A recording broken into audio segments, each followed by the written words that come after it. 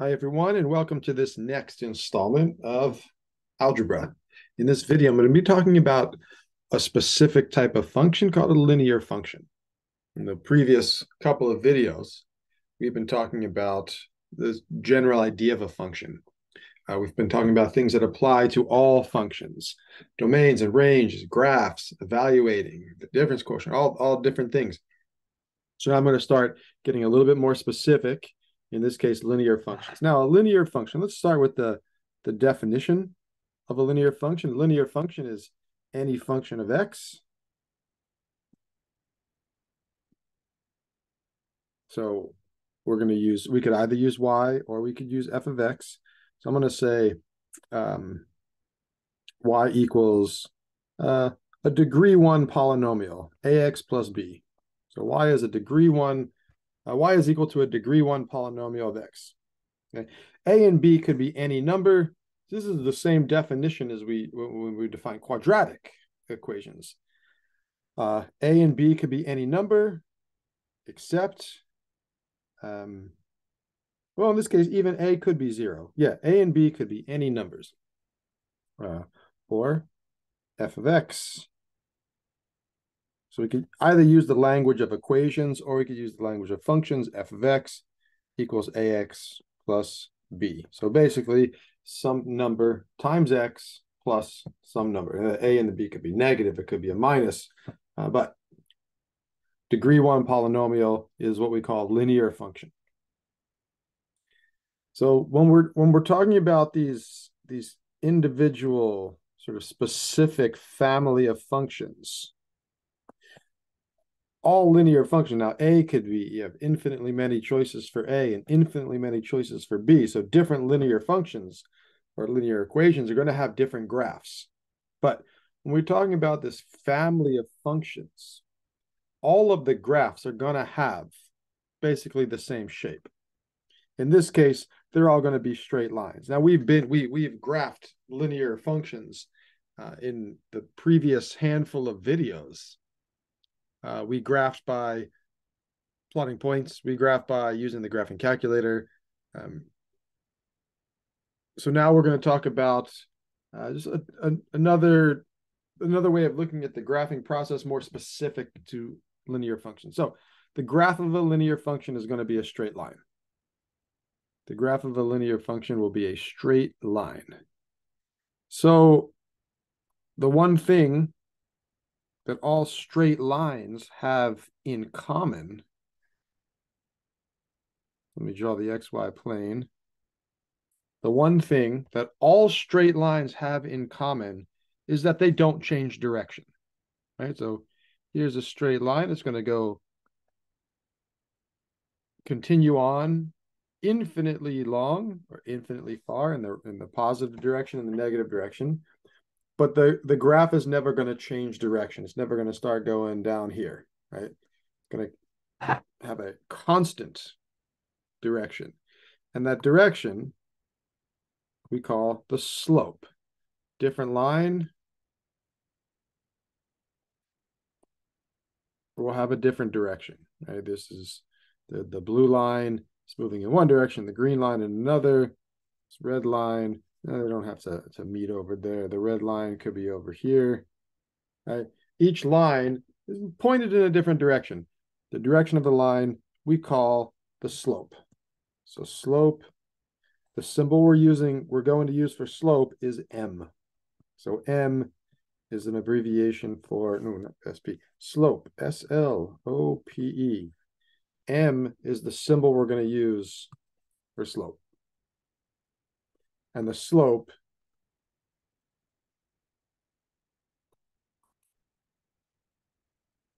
you could think about the slope as being the direction of the graph. Now, another term associated with slope is also the rate of change. We usually use the term slope when we have a generic equation or graph, and we use rate of change when it's being applied to some sort of word problem or contextualized problem.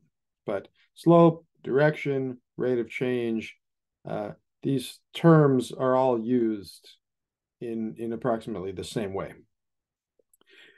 The way we calculate the slope, now the slope's going to be a number. Right? The slope is a measure of the steepness. So the steeper, the more vertically steep the graph is, the larger the slope. So slope, I'm going to also write in parentheses here, the steepness. How steep is the graph? Right, so if you think about climbing a steep hill, it might look like this. You're going up. If the hill is not very steep, it might look like this. And you're going over here. Right. So the more steep the line is, the more vertical direction the line has, the larger the slope. So closer to vertical, larger slope. Now our formula for slope is going to be the difference. Basically, we could choose any 2 points on the graph. So let me get rid of the 3 lines. Let me just put 1 line here on the graph.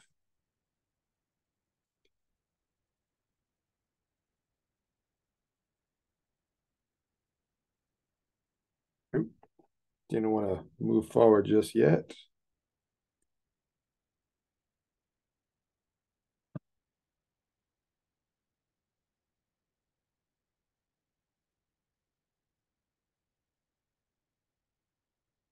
So I could pick any 2 points on the graph. If I pick that one right there and that one right there, it doesn't matter. Any 2 points could be used to calculate the slope. Now the slope is how the graph is changing. This is what we mean by rate of change.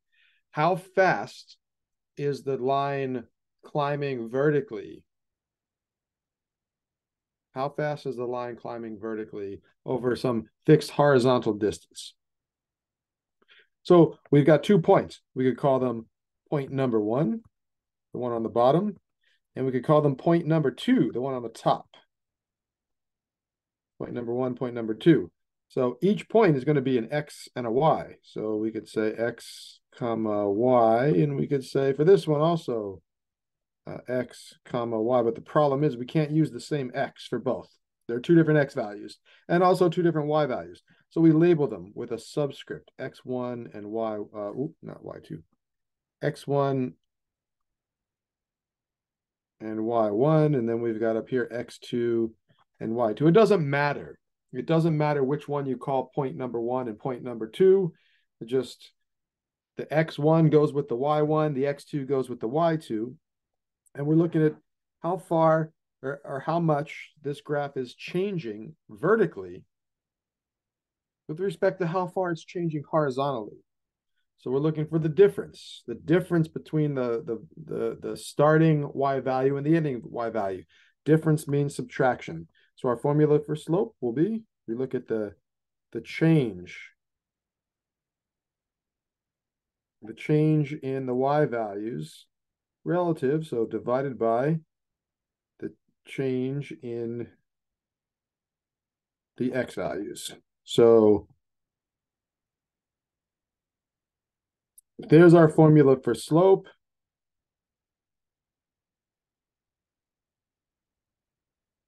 And we calculate the slope using any 2 points. Any 2 points are going to give us the same slope. Okay, so that's the slope of a line, the direction of a line. Straight lines don't change direction, so they have a constant direction. The slope is going to be a number. You're always going to get a number, either a whole number or a fraction. We're generally not going to use decimals for slope.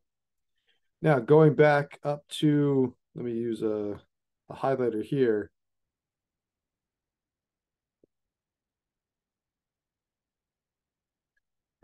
The slope is the rate of change.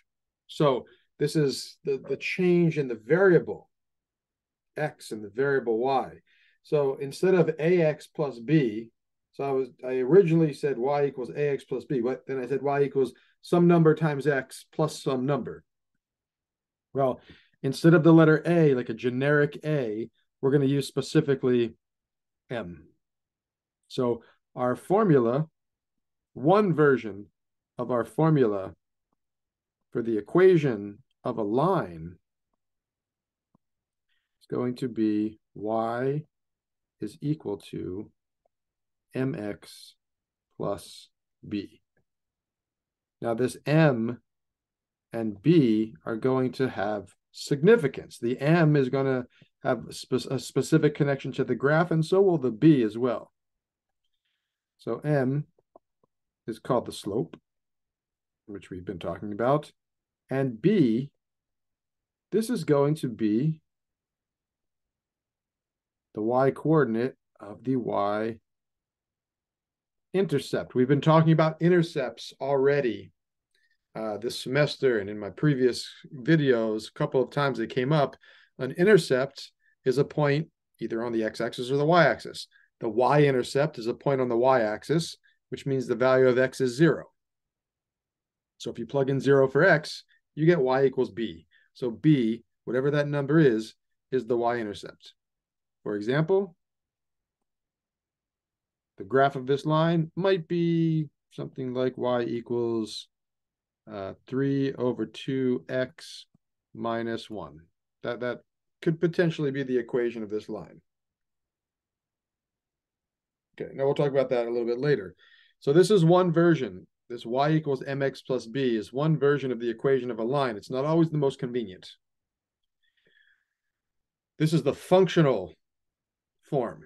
Y equals form is function form. Remember, y and f of x are the same. So we could write y equals mx plus b. We could write f of x equals mx plus b.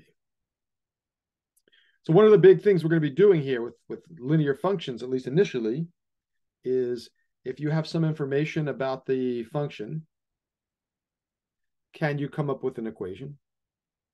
Or if you have an equation, can you make a graph? Okay, so let's look at a problem here. All right, the point slope form of the line satisfying the given conditions. Then use the point slope form of the equation to write the slope intercept form of the equation. Now, let's unpack that a little bit. On the previous slide, I said the equation of a line is y equals m times x plus b, where m is the slope and b is the y-intercept.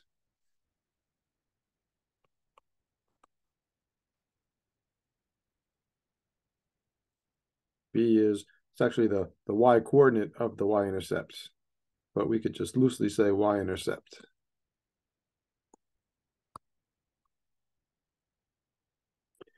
So in this problem, we're not given both of these pieces of information. We're not given the m and the b. We're given the m. So in this problem, the slope is 6. So we know it's y equals 6x plus something.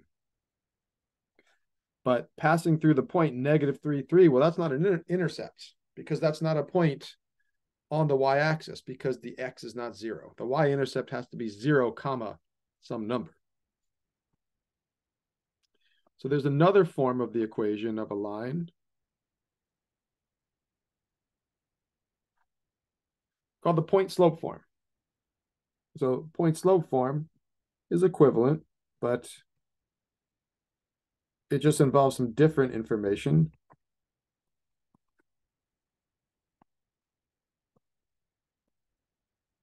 Y minus y1 equals m times x minus x1. Now for this one, anytime you see m, that means slope. So m is the slope.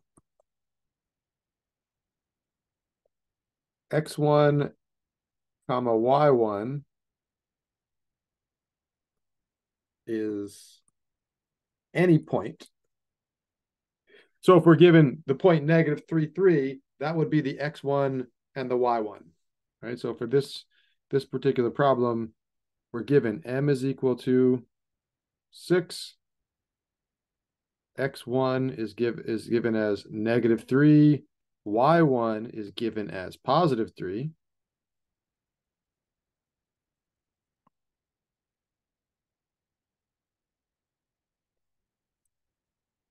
X and Y are variables. So X stays X and Y stays Y.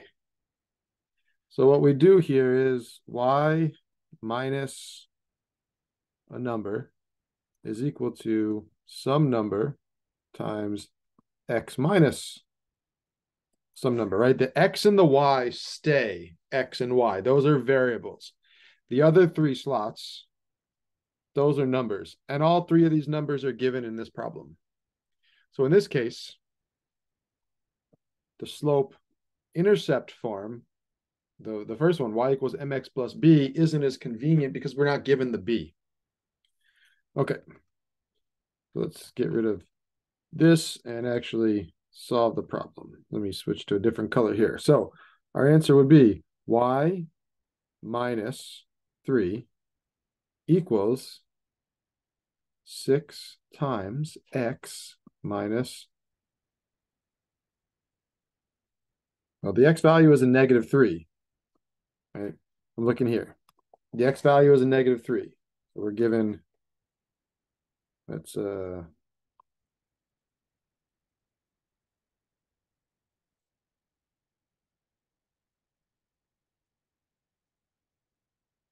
do some labeling up here.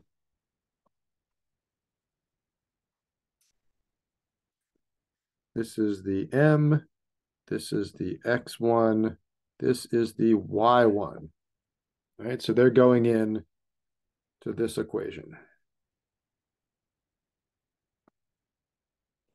So x minus a minus 3, x minus a minus 3 is going to be plus 3. So that's our answer. Of the first part, write the point slope form of the line satisfying the given conditions. Slope 6 through this point, negative 3, 3. So there's our answer. Then use the point slope form to write the slope intercept form. Slope intercept form is the first one. So this is point slope. This first one is slope intercept. Okay, slope intercept just means function form. So to put an equation in slope intercept form, you need, let me actually highlight this. You need this, right? For slope intercept form, another word for slope intercept form is y equals form. So we got to solve for y.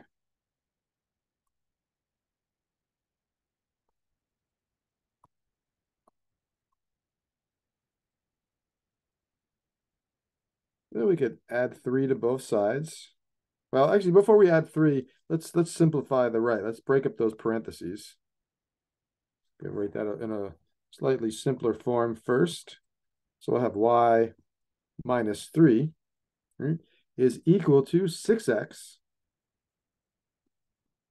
plus 18. Now we could add 3 to the left and 3 to the right. We add 3, so we could cancel off that minus 3. So we get y is equal to 6x plus 21.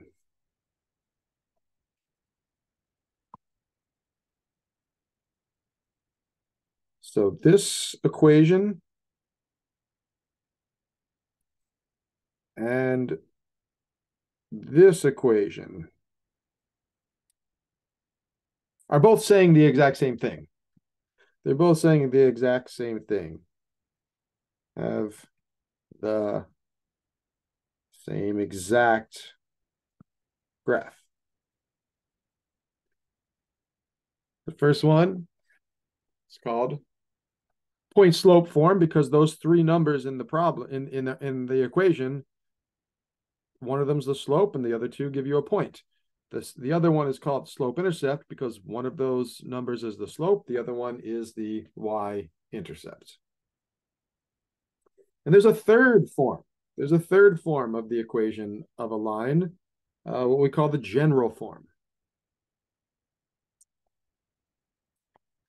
So here's another problem. The same. So this part of the problem is the same, exactly the same words as number one. The only difference is this. This is what's different. Let me just go back to number one. In number one, we're given the slope. We're given the m, right? And we're given 1 point. In number two, same exact problem. Give the equation of a line. In this case, passing through this point and also passing through that point. So we have 2 points. Now, if I go back, well, let me write these two equations on the screen. So we have y equals mx plus b. This is useful when you have the m and the b. And we also have y minus, let me put all three up here. Y minus y1 equals m times x minus x1. This one's useful when you have the slope and 1 point, at least 1 point. Here we have 2, but you only need 1. And then we have what's called the general form. ax plus by plus c is equal to 0. So this is called the general form. This is the least useful form. I mean, there are situations where we want to use the general form, but in the general form, the a, the b, and the c don't have any direct significance in terms of the graph like the m and the b and the x1 and the y1 do. So what do you notice these two have in common? Well, they both have x's and y's, right? But they also both have an m. So either one we use, we're going to need an m. So let's start there. If we're not given the slope, you want to find the slope. Well, in this case, well, what happens? We have the same y value here, -3, 8 and 5, 8. So when we do y minus y, we get 8 minus 8. And on the bottom, we could do 5 minus a minus 3. It doesn't matter what's on the bottom. If there's a 0 on the top, the answer is 0. So the slope is 0. So the steepness is 0. This graph has no steepness. It is completely horizontal. It is completely horizontal. And we've seen horizontal lines before. The constant function. The constant function. So when we graph this,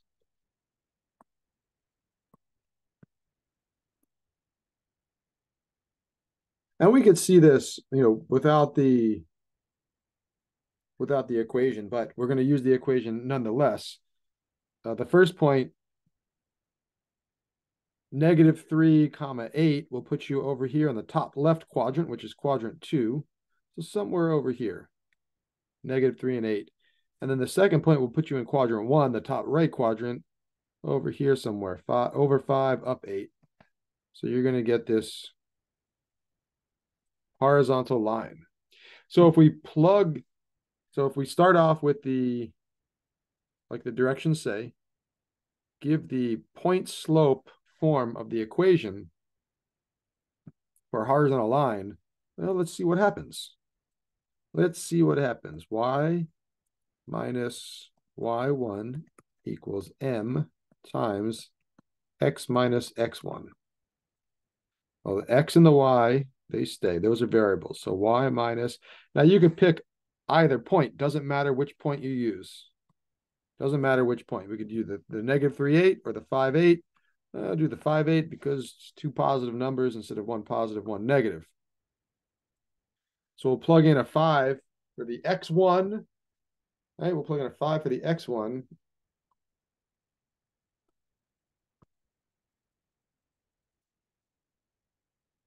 And an 8 for the y1.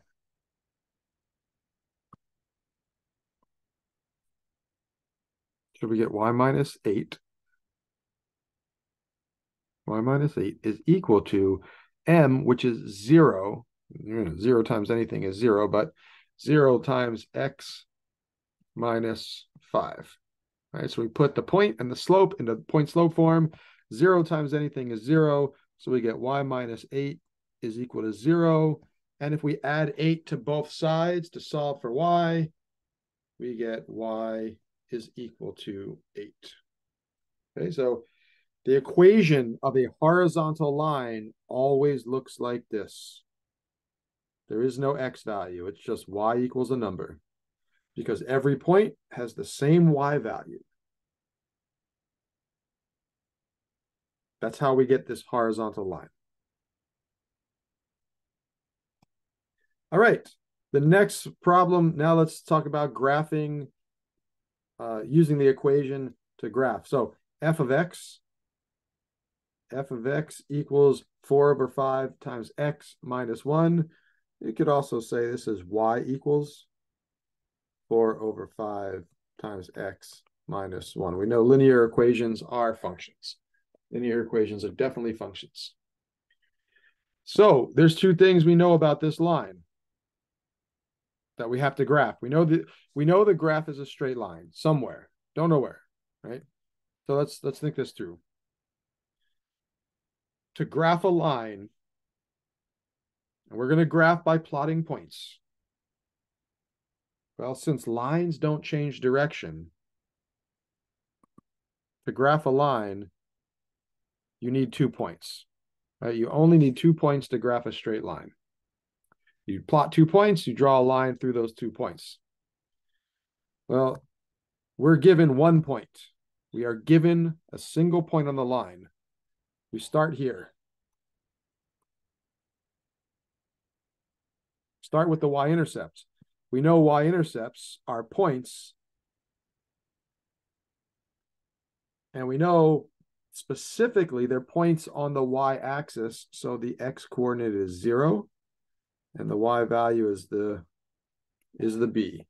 So because it's 4/5 x minus 1, the minus 1 is where this graph crosses the y-axis. So this is the point -1, 0. We need a second point. And now we use the slope. Right? The slope is y2 minus y1. So the difference of y values divided by x2 minus x1. So since the slope is 4 over 5, this is often referred to as rise over run, right? The top of the fraction, the numerator, is the vertical difference between 2 points. So that's distance, 4 units. So we could go from this, let me do a different color here. We could go up 4. We could go up 4.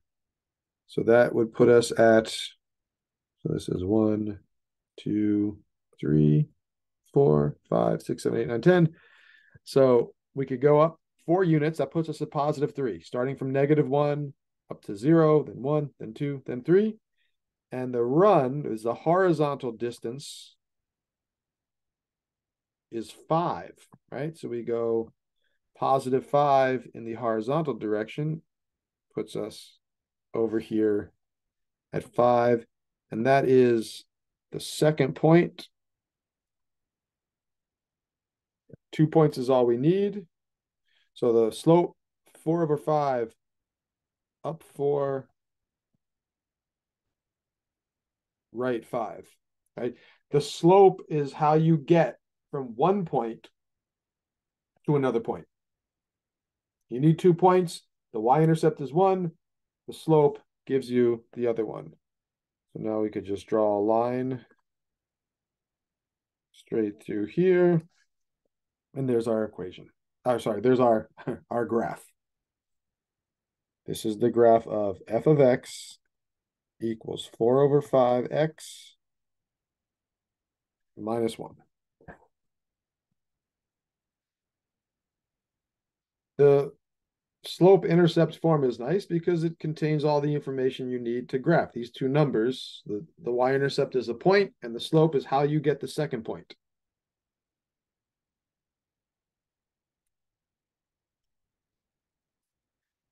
Okay, number 4 we've already talked about. Number 4, I already talked about. Graph the function f of x equals -4. So f of x equals -4 is the same as saying y equals -4. And we've already talked about y equals -4 is a horizontal line. So we go down to -4 on the y-axis. And we simply draw a horizontal line.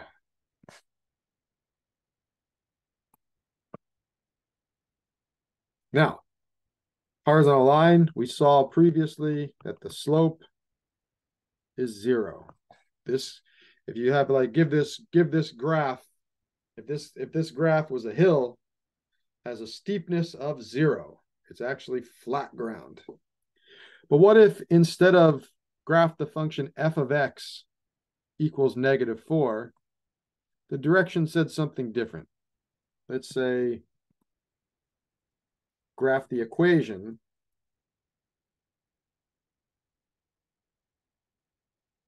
x equals -4. What would that look like?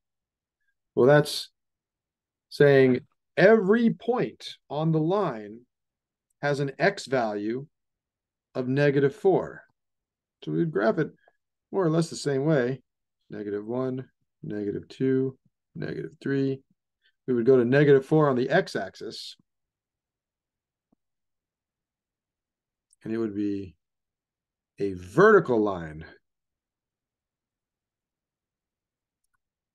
through -4. So this is the graph of x equals -4. And then over here, the graph of y equals -4 or f of x equals -4, same graph. Vertical lines have, you can think about this as infinite slope. Infinite slope. Infinity is not a number. The slope is not defined as an actual number. So for a vertical line, and this might come up in the homework, the slope of a vertical line is actually undefined. It does not exist. It's an undefined number. Okay. So now I think this is, we have 2 more. And these will be relatively quick because we're using what we've talked about already. Now we have the third type of equation, standard form.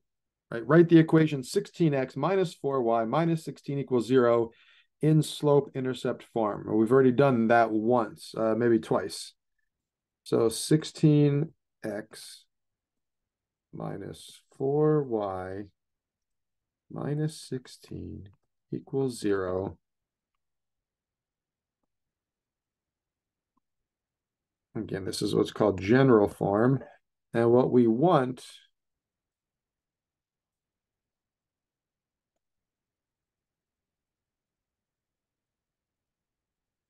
is slope-intercept form.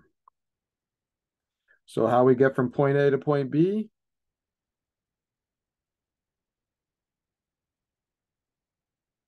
Solve for y.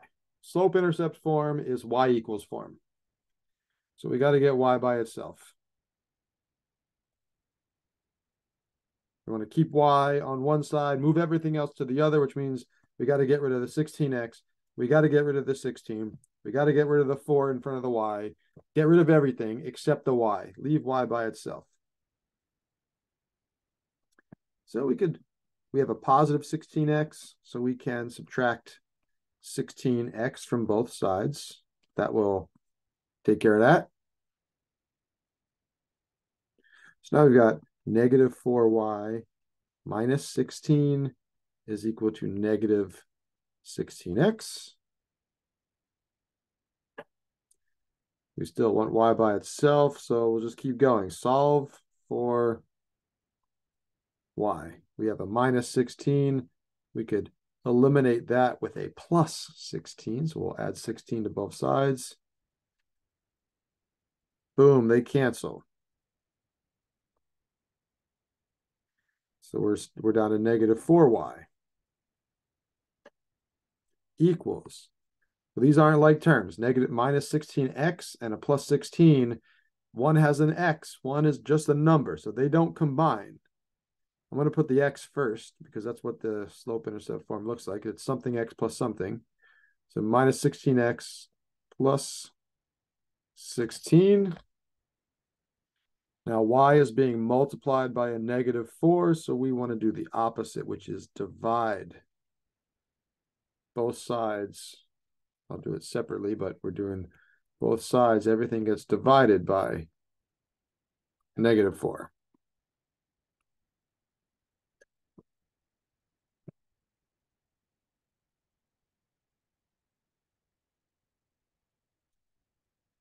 The times negative 4, divide by negative 4, they cancel, and we have solved for y. And then on the left, we have y. On the right, negative 16 divided by negative 4, that gives us a positive 4 times x. And then positive 16 divided by negative 4 would be minus 4.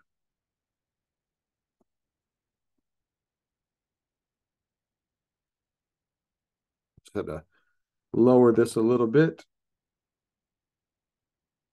Start with general form. Get y by itself. Now we're in slope-intercept form.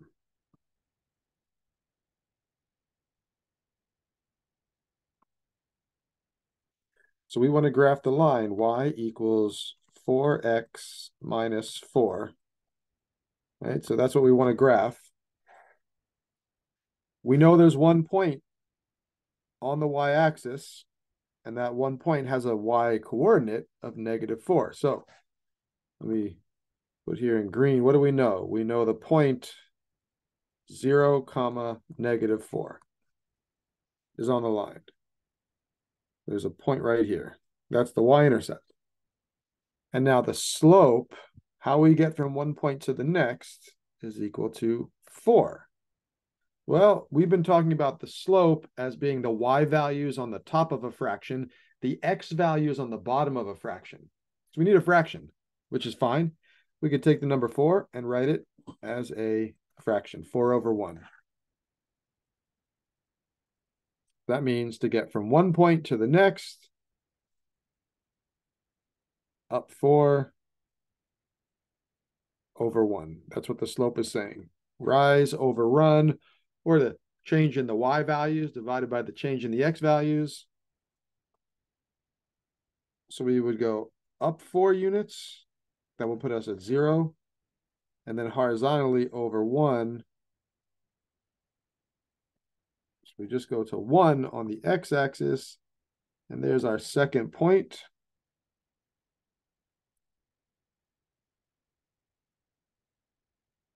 Once we have 2 points, we can draw a line through those 2 points. And there's our graph. It's not the straightest line, but if you use a ruler, it would be looking a little bit nicer. Okay, now one more problem involving, again, something we've talked about previously, intercepts. Intercepts.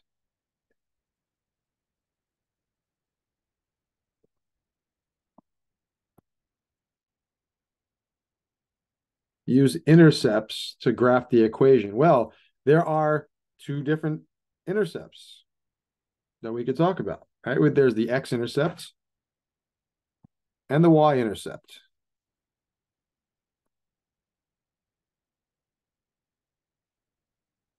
The x-intercept is a point on the x-axis.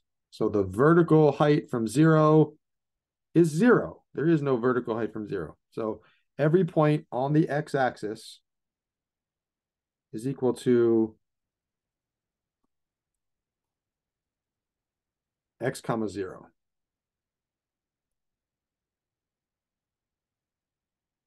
Because for a point to be an x-intercept, the y value has to be 0. For the y-intercept, it's the opposite. The y-intercept is the point, any point, when x is equal to 0. So the y-intercept is always a point that looks like 0, comma, something. These turn out to be the two most convenient points to plug into an equation if you want to solve the equation. So if we do 9x minus 5y minus 45 is equal to 0, if you want to find the x-intercept, then you know the value of y. Right? Y is equal to 0. So you could plug in a 0 for y, which means that goes away. If y is 0, then that's 9x minus 0 minus 45. So using intercepts means plugging zeros into your equation, right? To find the x-intercept, you plug in 0 for y. To find the y-intercept, you plug in 0 for x. Let me not skip any steps here. Minus 45 equals 0. Good. Add 45 to both sides. I'm going to go through this a little quicker. 9x plus 45 to the left, plus 45 to the right. Then we could divide both sides by 9.